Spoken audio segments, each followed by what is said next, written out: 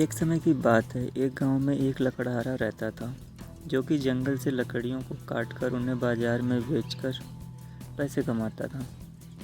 जो भी पैसे उसे लकड़ी बेचकर मिलते थे वह उसी से अपना और अपने परिवार का पालन पोषण करता था। एक दिन वह जंगल में रोज की तरह लकड़ी काटने के लिए गया।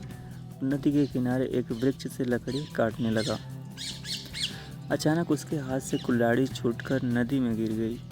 इससे लकड़हारे को बहुत दुख हुआ और वह नदी में कुल्हाड़ी ढूंढने का प्रयत्न करने लगा, लेकिन उसे नदी में अपनी कुल्हाड़ी नहीं मिली।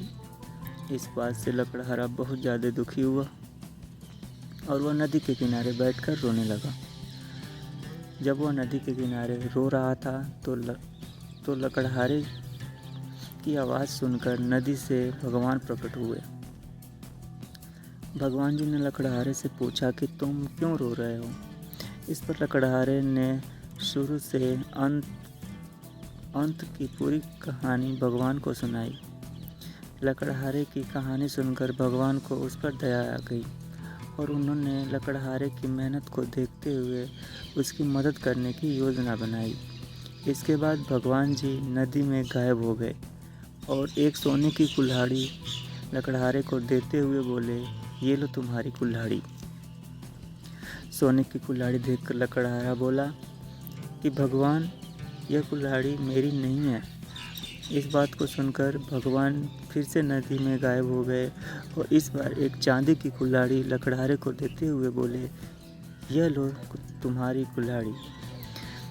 इस बार फिर लकड़हारे ने यही कहा कि यह कुल्हाड़ी मेरी नहीं है और मुझे सिर्फ मेरी कुल्हाड़ी चाहिए। भगवान ने फिर से नदी में गायब होकर एक लोहे की कुल्हाड़ी निकाली और लकड़हारे को देते हुए कहा, ये लो तुम्हारी कुल्हाड़ी। इस बार लकड़हारे के चेहरे पर मुस्कान थी क्योंकि यह कुल्हाड़ी लकड़हारे की थी।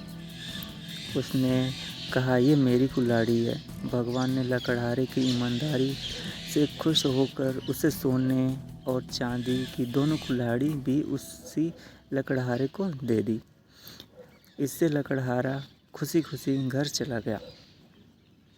लकड़हारे की इस कहानी से हमें यह सीख मिलती है, हमें हमेशा अपनी ईमानदारी पर ही रहना चाहिए क्योंकि जीवन में ईमानदार व्यक्ति को कोई भी नहीं हरा सकता।